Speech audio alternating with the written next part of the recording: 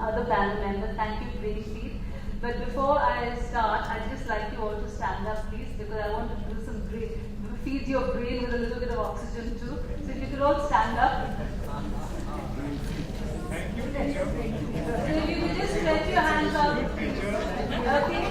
And just shake your hands to get your blood circulating and going to the head, to your brains also. And then I want you to clap your hands 3 times. 1, 2, 3. Now when I say clap your hands and say yay. Very good, very good, yay! Okay, twice, not thrice. Very good, yay! And one more time. Very good, yay! Okay, now hopefully you've been sitting for so long and the magazine has prevented you from going for tea, coffee, so that we can finish the session. So, which is why your tea break has been, postponed a little bit. So, Aparna gave you a humorous side of 21st century teachers. And I think it's very pertinent. That is those are the challenges of being a teacher in the 21st century. I'm going to do a little bit of step back, also to talk about what are the challenges. So we are talking about, the session is about school teachers for the 21st century. I come from an organization called the Teacher Foundation. Teachers and principals of schools are the backbone of what we do. Teachers matter tremendously to us. Educators matter to us because we exist because of teachers in schools. And our whole vision of the Teacher Foundation is to make schools enabling environments for all students by empowering educators to become energetic, effective, reflective practitioners and lifelong learners.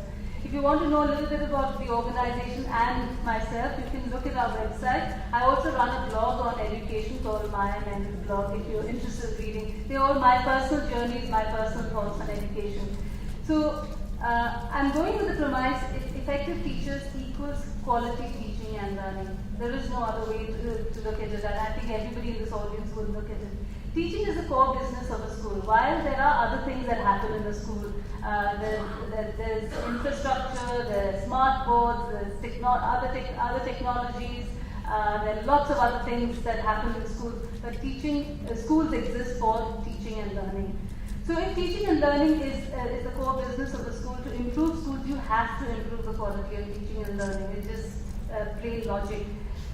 And the impact of a good teacher, across the world, there's been a huge amount of research that's been done recently that the most important predictor of student achievement is teacher quality. There is no other way. It's not curriculum, it's not technology, it is not great infrastructure, it is the teacher. The teacher represents the most significant resource contributing to academic achievement. Many people have said that, but I don't think it's acted upon enough in our schools. In fact, more recently, in 2010, the New York Times carried out an article done by, based on a research done by many economists. And they said a new generation of economists devised statistical methods to measure the value added to a student's performance by almost every factor imaginable: class size versus per pupil, funding versus curriculum versus infrastructure, etc.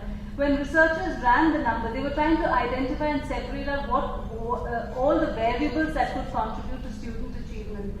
When researchers ran the numbers in dozens of different studies, every factor under a school's control produced just a tiny impact, except for one: which teacher the student has been assigned to. And that is so critical.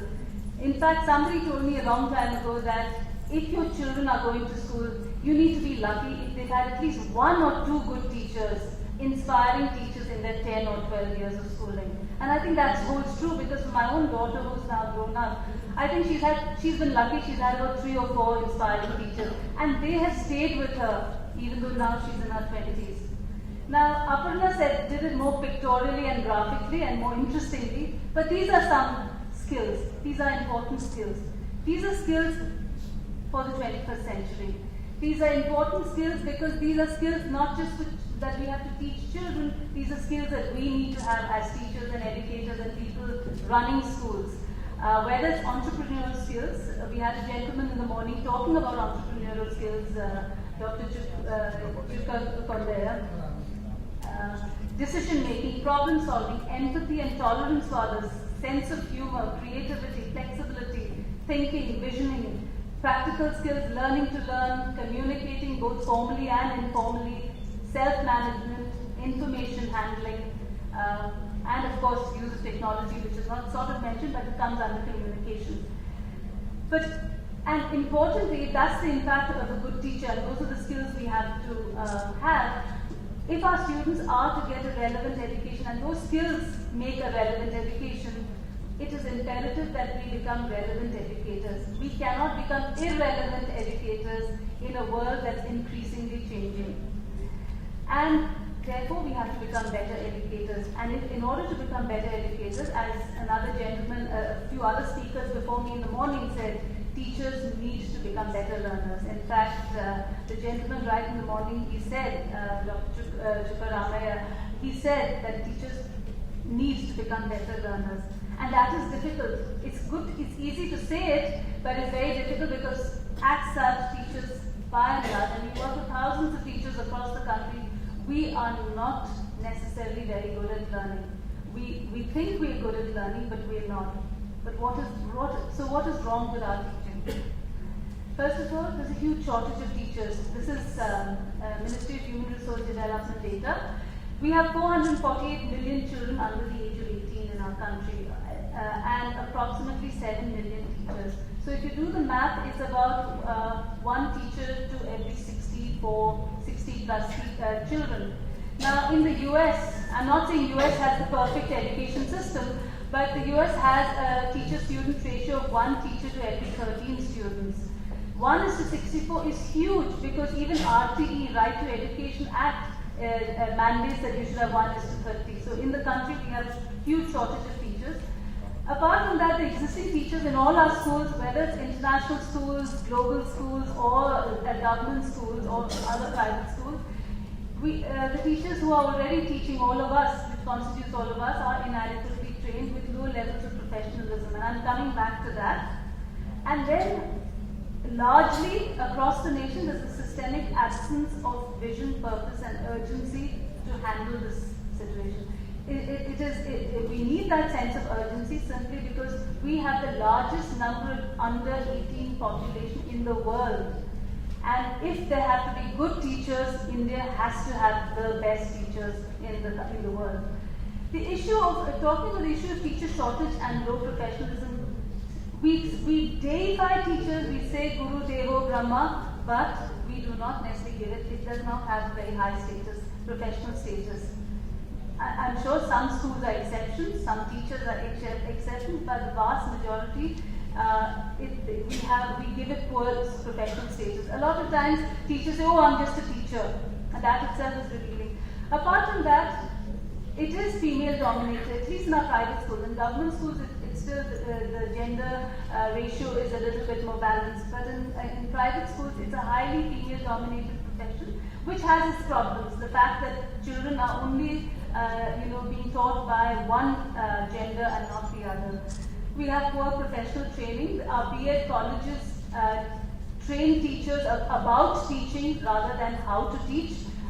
We talk about psychologists and we talk about principles of education and we talk about theories, but we do not show them how to manage all the complexities of working with children in a classroom with 40, 50 children in a class, managing time, managing syllabus, managing different children's different abilities, assessing students and so on. So the poor teacher has not been trained well. And then apart from that, after B.Ed, they do not have many career avenues for career growth. Yes, there are some of you who become principals, that's because of your own personal initiative. The profession does not build into it avenues for professional growth and career growth. I'd like to share and end with sharing about 3 small stories about why I'm so deeply concerned about teachers and teaching in our country. One is recently, about a couple of years ago, I do a training on quality at the time, and with about 40 teachers in a leading school, quite a leading school in the south. And as part of the training, we were doing a demo with children and a demo with students, and I was asking them, so what do you like about schools, what do you not like about schools, and so on. And students in the 9th standard students, they said, oh, one thing I like about school is my friends, the games that we can play, the jokes that we have, etc. One thing I don't like about school, they said, oh, I don't like when teachers shout at us, I don't like when I'm being punished. Now after that, the idea was to think and reflect on what the children had said. But what happened was that with this group of teachers, a couple of them stood up and waved their finger and said, yes, you say this now, but you don't know when you're talking like this, what's the getting. Now I couldn't say anything. After I finished the children and I got the children out and I said, you know this interaction that we had, who is the older person here?